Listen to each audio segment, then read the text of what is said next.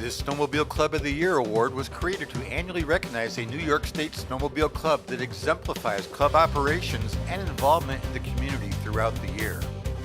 This year's winning club was organized in the mid-1960s by a group of volunteer firemen that also owned snowmobiles. They used to ride to each other's homes for snow parties after securing permission from landowners in between. The club became incorporated in 1973.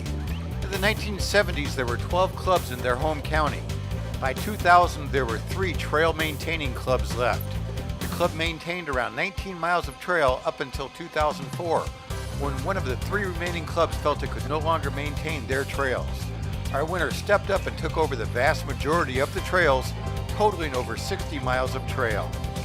At the same time, the club ran the gamut of county government with the help of several other club officials, including Sean Mullen, Jim Elmore, Hal Fleischman, Susan Howe, and Joan Bryson.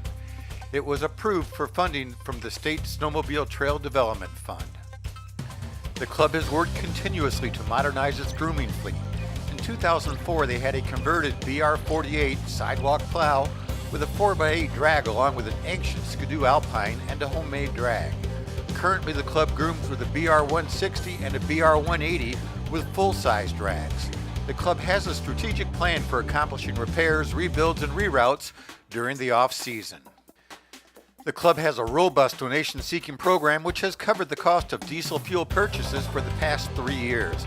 In addition, the club has an annual landowner turkey and all the fixins dinner for landowners. Every landowner goes home with at least one donated door prize. Additionally, they have procured signs thanking the businesses that support them. This club works with a local fire company to carry out search and rescue activities while holding exercises to improve training for those first responders.